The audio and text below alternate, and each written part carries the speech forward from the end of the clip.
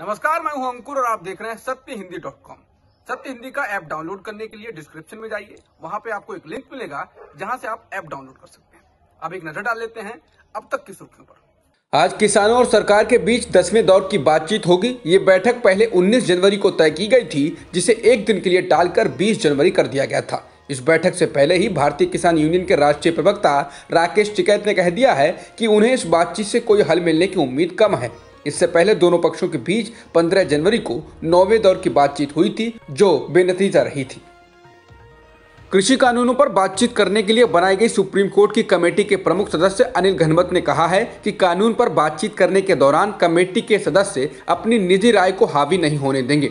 उन्होंने जोर देकर कहा कि वे किसी पक्ष या सरकार के पक्ष में नहीं हैं। गुरुवार को किसानों और अन्य स्टेक होल्डर्स के साथ सुप्रीम कोर्ट की समिति की पहली बैठक प्रस्तावित है। बता दें, सुप्रीम कोर्ट द्वारा बनाई गई कमेटी पर किसानों ने सवाल उठाए थे। उनका कहना था कि जो लोग कमेटी में शामिल हैं वो पहले ही कृषि कानूनों का समर्थन कर चुके हैं। कृषि कानूनों को लेकर बनाई गई सुप्रीम कोर्ट की कमेटी पर सुप्रीम कोर्ट के मुख्य न्यायाधीश जस्टिस शरद ए बोबडे ने कहा है कि एक विषय को लेकर किसी व्यक्ति की पहले की राय को आधार बनाकर किसी खास मुद्दे की जांच के लिए बनी कमेटी का हिस्सा बनने से उसे अयोग्य नहीं ठहराया जा सकता है। किसी खास विषय पर किसी व्यक्ति का विचार उसके पक्षपाती होने का प्रमाण नहीं है। मुख्य न्यायाधीश ने कहा कि कानून की समझ को लेकर यहाँ कंफ्यूजन है। कमेटी का हिस्सा बनने से पहले किसी व्यक्ति की अपनी एक राय हो सकती है, लेकिन उसकी राय बदल भी सकती है। हम ये तर्क नहीं दे सकते कि कमेटी का हिस्सा एक ऐसा मेंबर नहीं हो सकता है। 26 जनवरी को दिल्ली में होने वाली किसान ट्रैक्टर परेड को लेकर सुप्रीम कोर्ट में बुधवार को फिर सुनवाई होगी। सोमवार को अदालत ने इस मामले में कोई फैसला नहीं दिया था। सुनवाई के दौरान सीजेआई से बोबडे ने कहा था कि दिल्ली में आने का सवाल कानून व्यवस्था से जुड़ा है और पुलिस को ही इस बारे में फैसला लेना होगा। दिल्ली पुलिस ने सुप्रीम कोर्ट में याचिका दायर कर किसान ट्रैक्टर परेड पर रोक लगाने की मांग की है। पुलिस का कहना है कि परेड होने से गणतंत्र दिवस समारोह के आयोजन में अड़चन आएगी और इससे दुनिया भर में देश की छवि खराब होगी। दूसरी ओर किसानों ने साफ कर दिया है कि वे ट्रैक्टर परेड निकालेंगे, क्योंकि प्रदर्शन करना उनका संवैधानिक हक है। किसानों को एक और बीजेपी नेता ने खालिस्तानी बता दिया है। अब राजस्थान के दौसा से भारतीय जनता पार्टी की सांसद जसकौर मीणा ने किसानों की तुलना खालिस्तानियों से की है। किसान आंदोलन को लेकर बीजेपी सांसद जसकौर मीणा ने कहा कि प्रधानमंत्री नरेंद्र मोदी युग पुरुष हैं जो देश को बदलना चाहते हैं और कृषि कानून इसी ओर एक कदम है। किसान आंदोलन को लेकर जसकौर मीणा बोली कि किसान आंदोलन में आतंकी AK-47 लेकर बैठे हैं। जो वहां बैठे हैं वो खालिस्तानी हैं। दुनिया भर में ड्रैगन फ्रूट के नाम से लोकप्रिय फल अब गुजरात में कमलम के नाम से जाना जाएगा। गुजरात के मुख्यमंत्री विजय रूपानी ने इसका ऐलान कर दिया है। उन्होंने कहा कि राज्य सरकार ने ड्रैगन फ्रूट का नाम बदलने का फैसला किया है। इस फल का बाहरी रूप कमल के फूल से मिलता है, इसलिए ड्रैगन फ्रूट को अब कमलम कहा जाएगा।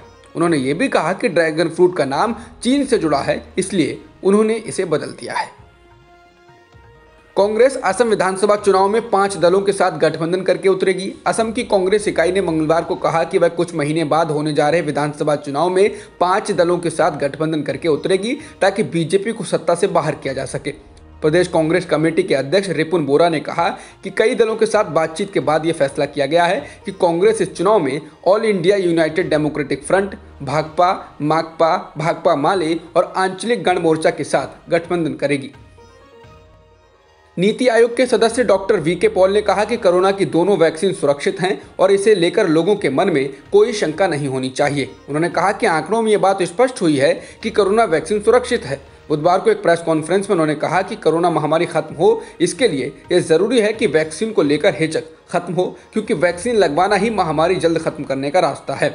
डॉक्टर VK पॉल ने कहा कि मैंने खुद भारत बायोटेक की वैक्सीन लगवाई है, मुझमें इसका कोई साइड इफेक्ट देखने को नहीं मिला है। हो सकता है कि सभी में ऐसा ना हो, लेकिन आपको डेटा देखना चाहिए। डेटा बताता है कि कोवैक्सीन और कोविशील्ड दोनों ही सुरक्षित हैं। उन्होंने कहा कि पूरी दुनिया वैक्सीन पाने की कोशिश में है और अगर हम अभी भी इसे नहीं अपनाएंगे तो ये दुखद होगा। भारत में बनी कोविड-19 की वैक्सीन विदेशों में भी भेजी जा रही है। बुधवार को भूटान और मालदीव समेत कई देशों में उपहार स्वरूप वैक्सीन भेजी जाएगी। प्रधानमंत्री मोदी ने कहा कि भारत के लिए गर्व की बात है कि लंबे समय से अपने भरोसेमंद साझेदारों को मदद कर सकेगा। विदेश मंत्री एस जयशंकर ने कहा कि भारत की वैक्सीन इस हफ्ते भूटान, मालदीव, बांग्लादेश, नेपाल और म्यांमार भेजी जाएगी। वहीं श्रीलंका, मॉरिशस और अफगानिस्तान को भी भारत कोरोना वैक्सीन मुहैया कराएगा। बुधवार को भारत ने भूटान के लिए कोरोना वैक्सीन की पहली खेप भेज रहा है। भूटान बुधवार सुबह कोविशील्ड वैक्सीन की 1,50,000 डोज हासिल करेगा। भूटान के प्रधानमंत्री ने 5,33,000 की पूरी आबादी के टीकाकरण का फैसला किया है।